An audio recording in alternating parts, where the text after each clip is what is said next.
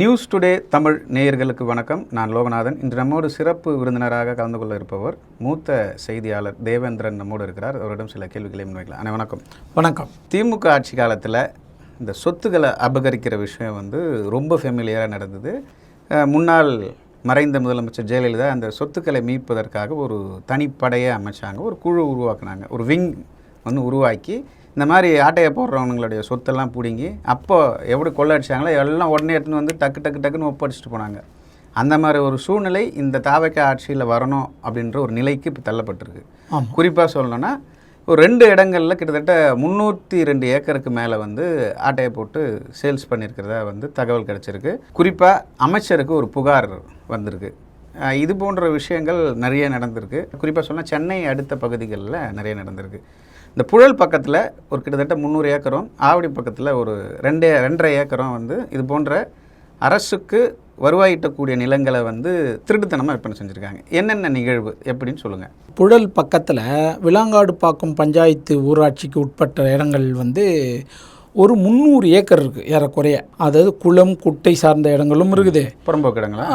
ஏரி பாட்டை, குளம் குட்டை, தரிசு நிலம், வாய்க்கால் புறம்போக்கு, மேய்க்கால் புறம்போக்கு, கோயில் நிலம், களம் புறம்போக்கு, ஏரி, இந்த இடங்கள் எல்லாத்தையுமே அங்கே இருக்கிற திமுக பஞ்சாயத்து தலைவர் சரவணன்றவர், அவர் திமுக ஒன்றிய செயலாளராக இருந்தார். இப்போ இல்லை, அவருடைய மனைவி பாரதி சரவணன், அவங்க தான் 3 தடவை பஞ்சாயத்து தலைவராகிறாங்க. வீட்டுக்கார் 1 தடவை பஞ்சாயத்து தலைவராகவும் 3 முறை ஏறக்குறைய 15 ஆண்டுகள் அவங்க பஞ்சாயத்து தலைவராகிறாங்க. 20 வருஷம். அவரும் அவங்க மனைவியும் சேர்ந்து ஒரு பெரிய கம்பெனிக்காரங்க வராங்க, ஒரு பண்ண போகிறாங்க, லோக்கலில் பஞ்சாயத்தில் போய் என்ஓசி வாங்குறாங்க. இது அப்ரூவல் வாங்குறது பஞ்சாயத்து தலைவர் தான் சைன் பண்ணி குத்துறது, அவங்க கரண்ட் வாங்கிக்கிறது. ஆனால் அது அரசு புறம்போக்கு நிலம். அந்த புறம்போக்கு நிலத்தில் இடமே வீடே கட்டக்கூடாது, கமர்ஷியலே கட்டக்கூடாது.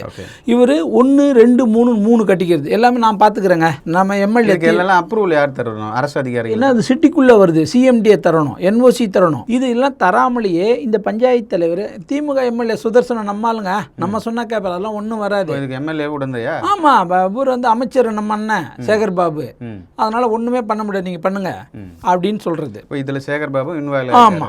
இப்போ என்ன பண்றாங்கன்னா, இப்போ ஒரு கம்பெனி, உதாரணத்துக்கு ஒரு மருந்து கம்பெனின்னு வைங்களேன், பாண்டிச்சேரி சேர்ந்த ஒருத்தர் அங்க ஒரு கம்பெனி கட்டுறாரு. அந்த கம்பெனியில் என்ன பண்றாங்கன்னா, லோக்கல் அனுமதி வாங்குறாங்க பஞ்சாயத்துக்கிட்ட, ஒரு ஃப்ளோர் கட்டுறதுக்கு தான். ஆனால் அவர் 5 ஃப்ளோர் கட்டுறாரு. அது மட்டும் இல்லாமல் ஆமாம், ஆனால் அந்த கழிவு, மருத்துவ கழிவுகளை, கெமிக்கலையும் வெளியிலேயே கொட்டுறாரு.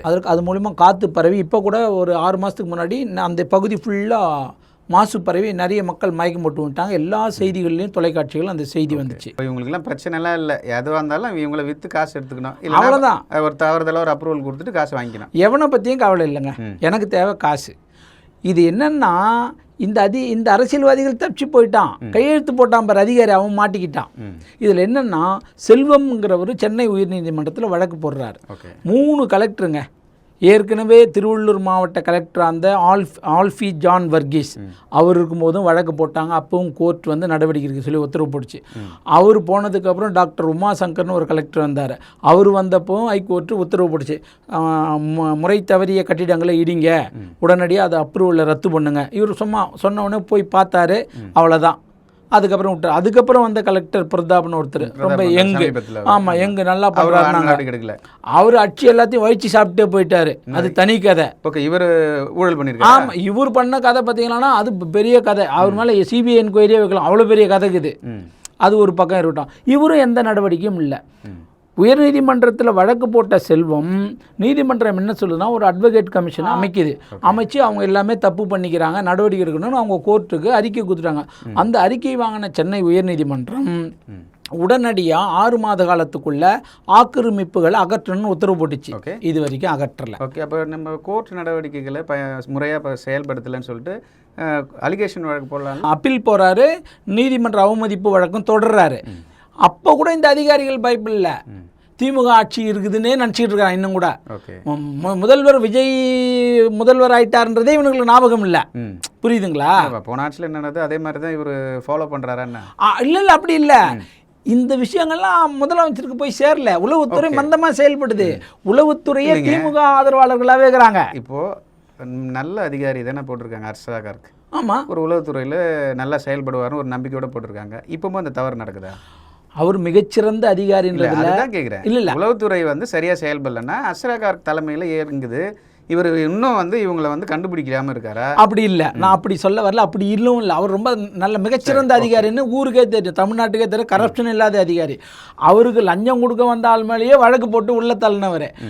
அவருக்கு கீழ்மட்டத்தில் இருக்கிற அதிகாரிகள் உண்மையான தகவலை அவருக்கு நேரடி அவர் பார்வைக்கு கொண்டு போகலை. கொண்டு போனால் நடவடிக்கை எடுப்பார். இப்போ 5 வருஷமாக ஒரு எஸ்பிசியில் இருக்கிற டிஎஸ்பி திருவள்ளூர் காஞ்சிபுரம் பார்க்குறாருங்களா, அவர் திமுக ஆதரவாளராக இருப்பார்.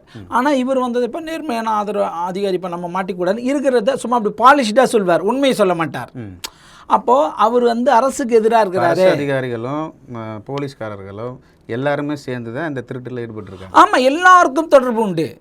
இப்போ பழைய பத்திரப்பதிவுத்துறை அமைச்சர் மூர்த்திக்கு தெரியுங்க. இன்னும் இதை விட பெரிய அவமானம் என்ன தெரியுமா? பத்திரப்பதிவுத்துறையே ஒத்துக்குச்சு, நாங்கள் பட்டா கொடுத்துருக்குறோம், நாங்கள் பத்திரம் பதிவு பண்ணோம், தப்பு தான், நாங்கள் பண்ணது தப்பு தான்னு சொல்லிருச்சு. அதே மாதிரி மாவட்ட நிர்வாகமும் ஒத்துக்குச்சு, நாங்கள் பட்டா கொடுத்துருக்குறோம், எங்கள் தப்பு தான்னு. அது எல்லாத்தையும் ரத்து பண்ண சொல்லிட்டாங்க. இப்போ ஒரு சிலது நடக்குது, ஒன்று ஒன்றா நடக்குது. மீண்டும் திமுக ஆட்சி வந்துடும் நினச்சிக்கிட்டு இருந்தவங்களுக்கு பெரிய அதிர்ச்சி. ஓகே, இப்போ இது கிட்டத்தட்ட இந்த 300 ஏக்கர்னா எத்தனை 1000 கோடிகள் வந்து இவங்க சம்பாரிச்சிருப்பாங்க? ஐயோ, அது சொல்லவே, அதுக்கு தனி சிபிஐ என்கொயரி வச்சாதாங்க உண்மையே தெரியும். நான் 20 வருஷமாக ஒரே கணவனும் மனைவியும் பஞ்சாயத்து தலைவராக இருக்காங்க. எல்லாமே அங்கே கமர்ஷியல் பர்பஸில் நடக்கிற நிறைய மருந்து கம்பெனிகள், பிளாஸ்டிக் கம்பெனிகள் நிறைய இருக்குது. ஒவ்வொரு கம்பெனியுமே குறைஞ்சபட்சம் 2 கோடி மதிப்புள்ள கம்பெனிங்க. குறைந்தபட்சம் நான் சொல்கிறது, அதிகபட்சம் 10 கோடி 20 கோடி 50 கோடி மதிப்புள்ள கம்பெனிகள்லாம் இருக்குது. இப்போ எவ்வளோ கொள்ள அடிச்சிருப்பாங்க? இந்த குறைந்தபட்சம் 100 கோடிக்கு மேலே. எதுங்க இந்த அனுமதி கொடுத்ததுலேயே. ஓகே, எவ்வளவு வந்து இந்த முறைகேடு செஞ்சுருப்பாங்க? ஒட்டுமொத்தமாக துறை சார்ந்த அதிகாரிகள், லோக்கல் தலைவர், லோக்கல் தலைவி, எம்எல்ஏ, அப்புறம் மினிஸ்டர், 2-3 மினிஸ்டர் இதில் இன்வால்வ் ஆகிருக்காங்க. எவ்வளோ சம்பாரிச்சிருப்பாங்க? குறைந்தபட்சம் 2000 கோடி ஊழல் நடந்திருக்கும். இப்போ நீங்கள் கேட்கலாம், சார் என்ன சார் இது எப்படி சார் 2000 கோடி நடந்திருக்கும்? நான் சொல்கிறேன் கேளுங்க. உள்ளூரில் பஞ்சாயத்து அவர் அப்ரூவல் கொடுத்துட்றாரு. யார்? பாரதி சரவணன் அப்ரூவல் கொடுத்துட்றாங்க.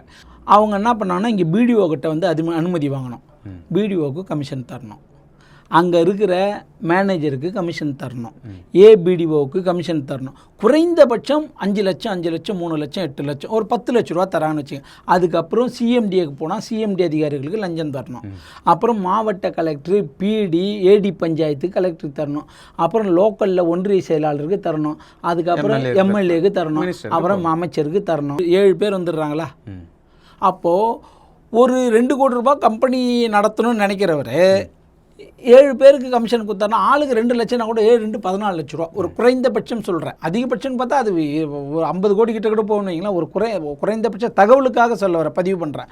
7 துறைக்கு அவர் பணம் கொடுக்குறாரு. சரி, எத்தனையோ 100 கம்பெனிகள் இருக்குது. ஆமாம், வந்து கொள்ளடிக்கிறாங்க 2000 கோடி. ஆமாம், இது மட்டும் இல்லாமல் அங்கே ஒரு ஏரி இருக்குது. அந்த ஏரியில் பட்டா போட்டும் கொடுத்துட்டாங்க. அதுலேயும் பல லட்சம் ஊழல் நடந்திருக்கு. ஏரி நிலங்கள்லாம் பட்டா போட முடியாதுன்னு சொல்கிறாங்களா? எப்படி கொடுத்தாங்க?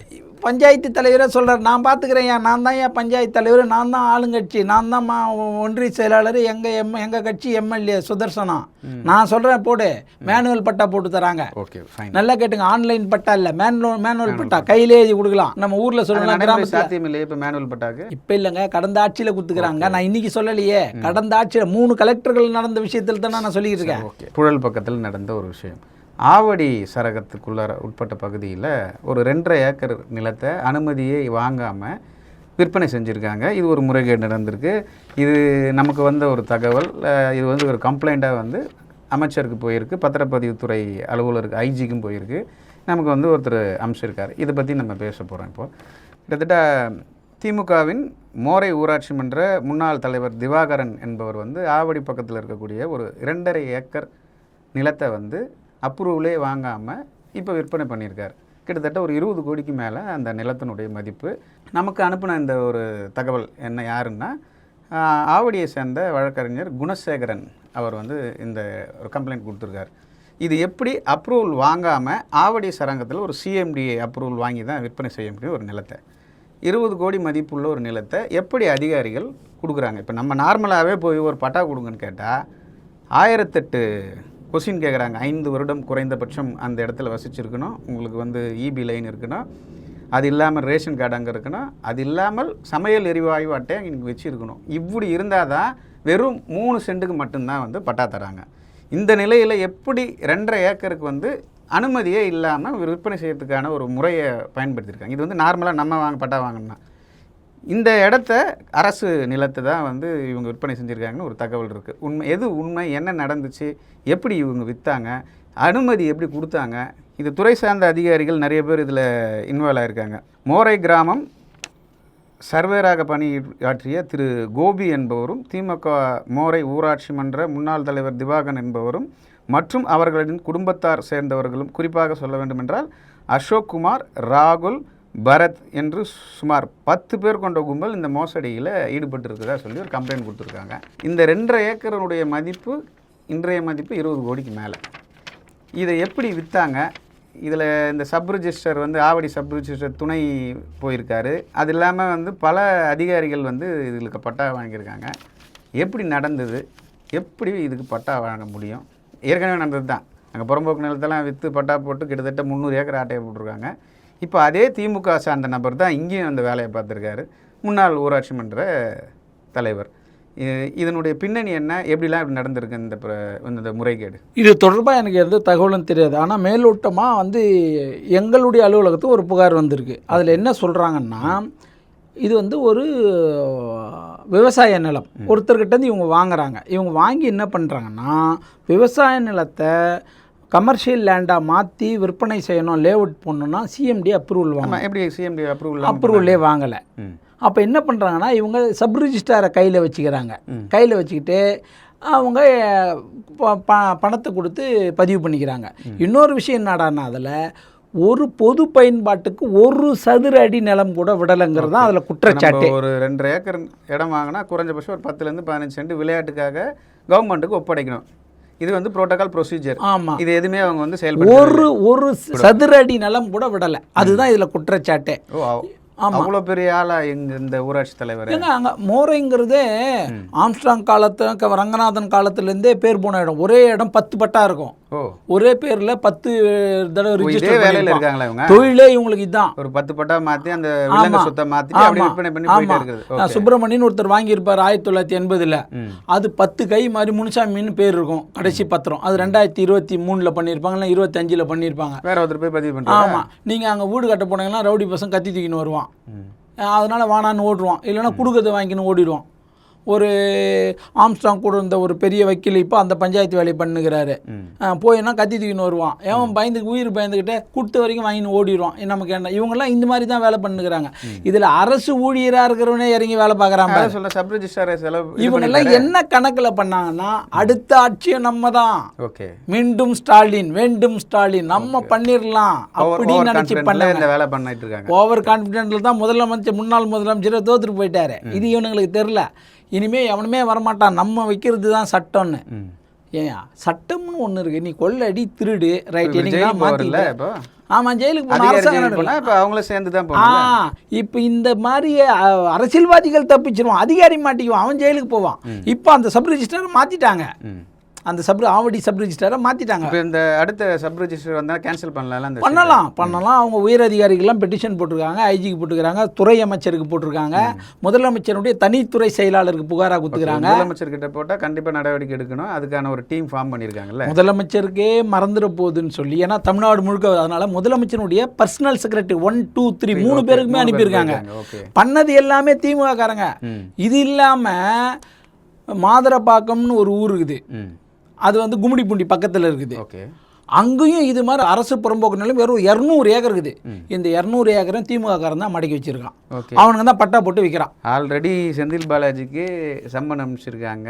ஆல்ரெடி அவரும் அரெஸ்ட் ஆக போகிறாரு. இது போல் திமுக காரங்க தொடர்ச்சியாக ஒவ்வொரு ஊராக கைது செய்யப்படக்கூடிய ஒரு சூழல் வந்து திமுக காரங்களே உருவாக்கி வச்சுருக்காங்களா? ஆமாம், அவங்களே உருவாக்கிறாங்க. ஏன்னா அடுத்த கவர்மெண்ட்டை நம்ம தான் வரும்னு ஓவர் கான்ஃபிடென்ட்டில் இறங்கி வெள்ளானது, ஏமாத்தினது. எவன்னா அதை சுட்டி காட்டினா உதைக்க போகிறது, அவன் ஊட்ட தேடி கத்தி எடுத்துன்னு போய் வெட்ட போகிறது. பாடின வாயம் ஆடின காலம் சும்மா இருக்காதுன்னுவாங்கல்ல. திருடி ஏமாற்றி சம்பாரிச்ச அனுபவிச்சது சும்மா இருக்குமா நாக்கு ருசி? இந்த திவாகர் இது மட்டும் பண்ணலாங்க, இது மாதிரி 2 3 தடவை விற்றுருக்காரு. எந்த இடங்கள்லையும் பொது பயன்பாட்டுக்கு இடம் விடலை. நீ போயிடுவ. இப்போ அதிகாரி மாட்டிக்குவான்ல. ஓகே, இப்போ இது மறு வரையறை செஞ்சு பண்ணால் கூட இது மாட்டக்கூடிய நபர்கள் எல்லாம், பாதிக்கப்படக்கூடிய நபர்கள் எல்லாம் வாங்கின பொதுமக்கள். பொதுமக்களுக்கு நாமம் தானே? நாமம் தான். இப்போ நிறைய இடத்துல கரண்ட் போதுங்க, 110 kV போகுது. அந்த இடத்துக்கு கொஞ்சம் ஸ்பேஸ் கொடுப்பாங்க. ஆமாம், அது மாதிரி போகுது. அதை நீங்கள் அங்கே வீடு கட்டினா ஆகும். இல்லை, அந்த இடத்த கூட கவர்மெண்ட் கொடுத்துருக்கலாமே. விடல. ஏன்? ஆசை, பண ஆசை, வெறி. அப்போ விரைவில் திவாகரன் அவர்கள் சிறைக்கு செல்வார். ஆமாம், எல்லாத்தையும் இது மாதிரி தமிழ்நாடு முழுக்க எவன்லாம் திருடி வித்தானோ, இல்லை அரசு அதிகாரங்களை இல்லை அரசு வரைமுறைகளை பின்பற்றாமல் லே அவுட் போட்டாங்களோ எல்லாரும் மாட்டுவாங்க. அப்போ சிஎம்டிஏ முறையாக செயல்படலை இதில். அதுதான் உண்மை. பல கோடி ஊழல், பல்லாயிரம் கோடி ஊழல். இப்போ இதே மாதிரி ஒரு ஊழல் நடந்திருக்கு. சென்னை டு திருப்பதி ஹைவே, ஆவடி திருவள்ளூரை சேர்ந்த மாதிரி ஒரு ஹைவே போகுது. வேப்பம்பட்டு, திருநின்றவூர், தொழுவூர், செவ்வாப்பட்டை போட்டுட்டு இருக்காங்க. ஆமாம், இந்த இடங்கள்லையும் அரசு புறம்போக்கு நிலங்களுக்கு போலியா ஆவணங்களை தயார் செஞ்சு பல கோடி ரூபாய் அரசு பணத்தை சும்மா இருக்கிற ஒரு திருட்டு கூட்டம் சம்பாதிச்சிச்சு. ஓகே, இதுவும் வந்து திமுக சார்ந்த, இதுவும் திமுக சார்ந்தவங்க. ஓகே, இதெல்லாம் எப்படி ஹைவேஸ் கண்டுபிடிக்க இருக்கிறாங்க, எப்படி பணம் தராங்க, இதெல்லாம் வெரிஃபை பண்ணி தானே கொடுப்பாங்க? அப்படிலாம் இல்லை. ஹைவேஸ் என்ஹெச் நிர்வாகம் என்ன பண்ணுதுன்னா, இப்போ நீங்கள் தான் அந்த இடத்தோட ஓனர்னா உங்களுடைய ஆவணங்களை காட்டுறீங்க. உங்களுடைய இடம் எதுங்க மெஷர் பண்ணுறாங்க. இப்போ அவங்க லீகல் டீம்லாம் இருக்காது? அவங்களுக்கு இருக்கும். ஆனால் இங்கே ஆவணமே கரெக்டாகுது, அடிப்படை ஆவணமே கரெக்டாகுது. எந்த 13 சென்ட்டுங்க, survey number 1A to 1C வரைக்குங்க அப்படின்னு சொல்லிட்டீங்களான்னா அவன் மெஷர் பண்ணிடுவான். பத்திரம் யார் பேரில் இருக்குது? அவர் சுந்தரேசன் பேரில் இருக்குது. கரெக்டாக இருக்கா? கரெக்டாகுது, அவ்வளோதான். ஆனால் அந்த இடம் எப்படி உங்களுக்கு சொந்தம்னா, உங்கள் தாத்தா காலத்துலேயோ உங்கள் முப்பாட்டங்காலத்துலேயோ உங்கள் வயலை ஒட்டின மாதிரி இருந்திருக்கும். அது வண்டி பாட்டையோ ஏரி புறம்போக்கோ கொட்டை புறம்போவோ இருக்கும். அதை மடக்கி போயிட்டாங்க. அதை நீங்கள் மடக்கி இதே வருவாய்த்துறை அதிகாரிகளை வச்சு ஒரு ஆவணத்தை கிரியேட் பண்ணி அதை டாக்குமெண்ட் ஆக்கி இது என்னோட இடம்னு கிளைம் பண்ணுறீங்க. Okay, fine. இது ஒரு பக்கம் இருந்தாலும் சிஎம்டிஏக்கு அமைச்சராக சமீபத்தில் கடைசியாக இருந்தவர் வந்து சேகர் பாபு. ஆமாம், இப்போ சேகர் பாபும் சிறை செல்றதுக்கு வாய்ப்பு இருக்குது. ஆமாம். இப்போ நீங்கள் அரசாங்க நிலம் வச்சாங்க, உங்கள் வீட்டு நிலத்தை ஒரு அடி குத்துருவீங்களா? எங்களுக்கு எங்கே விடுவீங்களா? விடுவீங்களா? பாதிக்கப்பட்ட ஏழை எல்லா இடத்துலையும் நீங்கள் ஸ்லம்மில் உடச்சி எத்தீங்களே, எத்தனை பப்ளிக்கில் பேரோட சாபம், எத்தனை பேர் பெண்கள் அழுதாங்க. சேகர் பாபு சம்மந்தமே இல்லாமல் புல்டோசர் எடுத்து வந்து இடிச்சாரு, என் இடத்த காலி பண்ணார், நாங்கள் தலைமுறையாக இங்கே இருக்கிறோம். கண்ணகி நகருக்கு எடுத்து போனீங்களே, எதுக்கு எடுத்து போனீங்க? கோயம்பேடு பஸ் ஸ்டாண்ட் எடுத்து போனீங்களே, என்ன பண்ணீங்க? காலி பண்ணிட்டு பணம் சம்பாதிக்கிறது. இப்போ ஹைகோர்ட் என்ன உத்தரவு போட்டுச்சு? ஆம்னி பஸ்ஸு இங்கேருந்தே ஏற்கலாம்ட்டாங்க. ஆமாம். அப்போ என்ன, நீங்கள் ஆட்சி அதிகாரம் உங்கள் கையில் இருக்குதுன்றதுனால என்ன வேணாலும் செய்யலாமா? நீங்கள் என்ன அப்படியே மன்னர் பரம்பரையா? அப்படியே இருக்குமா? 20 வருஷம் 30 வருஷம் திமுகவே ஆளுமா? கட்சி மாறாதா? ஆட்சி மாறாதா? மக்கள் மனசு மாறாதா? மக்களுக்கு வெறுப்பு வந்து தானே மாறி இருக்கு. அதை யோசிக்கணும்ல. குறிப்பாக நம்ம புழல் ஏரியாவில் ஒரு 300 ஏக்கரும், ஆவடியில் ஒரு 2.5 ஏக்கரும், அதே போல் ஹைவேஸ்க்காக பல ஏக்கர் நிலங்கள் வந்து திமுக காரர் சார்ந்த நபர்கள் வந்து முறைகேடாக பயன்படுத்தி விற்பனை செஞ்சுருக்கிறது வந்து அம்பலமாக தெரிஞ்சிருக்கு. நீங்களும் பல்வேறு விஷயங்களை போல்டாக சொன்னீங்க. மற்றொரு நிகழ்ச்சியில் சந்திக்கலாம். நன்றி, வணக்கம். நன்றி நேயர்களே, இது போன்ற இன்ட்ரெஸ்டிங்கான வீடியோக்களை தொடர்ந்து நாங்கள் தந்து கொண்டு இருக்கிறோம். எங்களுக்கான அங்கீகாரம் என்பது எங்கள் சேனலை சப்ஸ்கிரைப் பண்ணி எங்கள் வீடியோக்களை தொடர்ந்து பாருங்கள்.